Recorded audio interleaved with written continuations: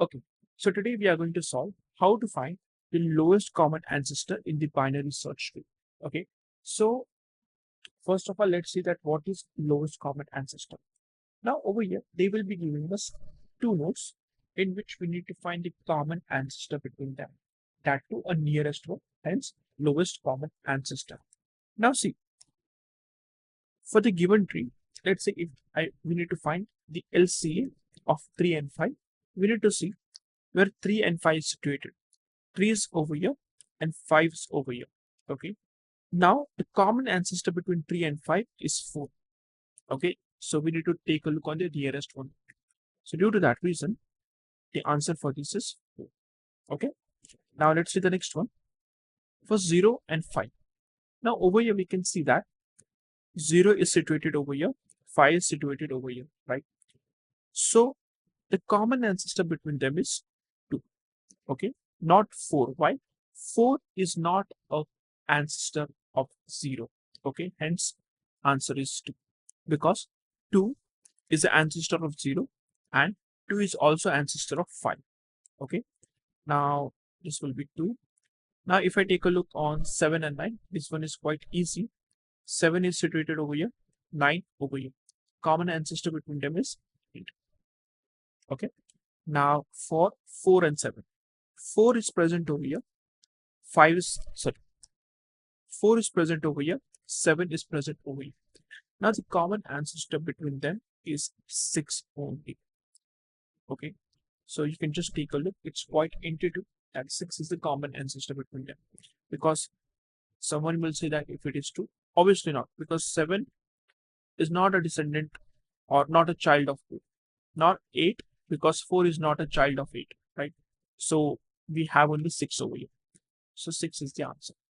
Now, how we will solve this programmatically, or how we will code it to get the answer? Now, if I take the example 3 and 5, okay, so see, if I'm standing over here at the top, I need to check 3 and 5 is lying on the left hand side or on the right hand side. So BST is the advantage of over here. See, 3 and 5 both are lesser than 6. So due to that reason, I need to go on the left hand side, because the common ancestor of 3 and 5 obviously will be lying on the left hand side. So due to that reason, I need to go on the left hand side now. Now I am standing over here. See, 2 is lesser than 3 and 5. So due to that reason, I need to go on the right hand side. So I will be standing over here. Now here is the thing. 4. 3 is lesser than 4, right? And 5 is greater than 4.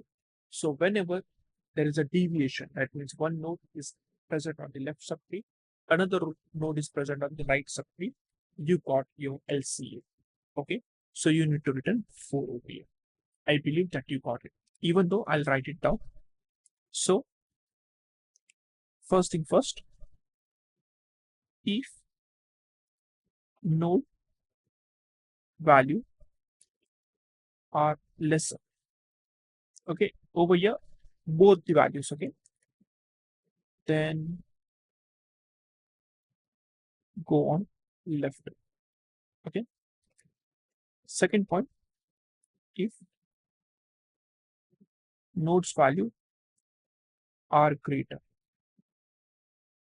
then we need to go on the right hand side.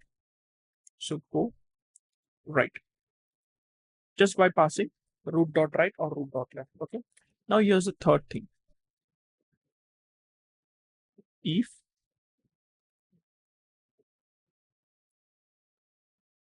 one value is present on left and another on right,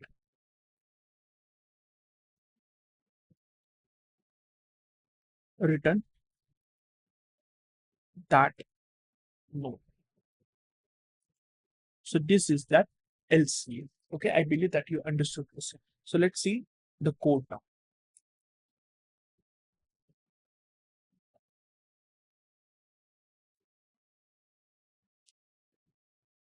Okay, so this is a function name in which we are getting root, P and Q. So all these three parameters are the tree node, okay? The reference, not the actual value. Now, forget about this part. Focus on V. If the root value is greater than 1 P value and that root value is also greater than Q value. So over here, it's quite intuitive that the values are lesser than root, right? So we need to go on the left hand side. Hence, right now, I will be calling the same function by passing the root dot left, and P and Q will be the same because we need to find the LCA of that node only. Otherwise, we need to go on the right hand side. Okay, so I believe that you got this two condition. Now, when the root value is greater than equals to P value, that means if this is root and P is standing over here on the left hand side, and the root value is lesser than Q, so root is over here and Q is over here. Okay, so you've got a deviation. So without doing anything, just return that root because that root is nothing but the LCA. Okay, I believe that you understood this. Now the thing is that over here we can see that whatever example that I have taken, 3 and 5, 0, 5, 7, 9, the first node, the first value is always present on the left. So 3 is present on the left, 5 is present on the right. 0 and 5, 0 is present on the left, 5 is present on the right. If I take 4 and 7, 4 is 7 on the left, 7 is present on the right. This I have taken, but in the reality, we will not get this kind of thing because we might get LCF 7, 4. So at that time, what we need? See, there are multiple ways. What I would prefer, if the first value is turned out to be greater than the second value, just swap it. Okay. So if P dot value is greater than Q dot value. Okay. Right now we are not focused on rectifying the tree. We just want to have the LCA. That's it. So I will be having a temp variable of tree node. Then P will be passed to temp. P equals to Q and Q is equals to temp. Okay. Everybody knows now how to swap the things. Okay. Fine, then that's it.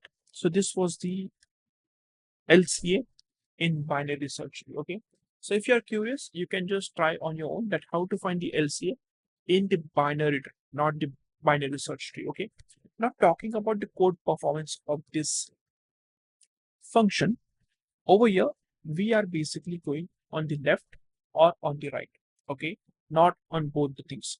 So if the values are smaller, we are going on the left. If the values are greater, we are going on the right. Okay. So if the tree is stable, that means if the tree is balanced, okay. So over here, the time complexity will be log n. If the tree is skewed, then the time complexity will be order of n. Okay. So we can't have two time complexities, right? So what I'll do, I'll just generalize. Now over here, log n is nothing but h, right? The height of the tree. And n is also nothing but h, the height of the tree. So I'll just generalize it by order of h. Okay. And talking about the space complexity, over here it is nothing but order of h only because we are just using the stack. That's it. Okay. And the stack can go up to order of h only. That means either log n or n. Okay. I believe that you understood this question. And that's it from my side. I'll see you in the next lecture. We then keep practicing.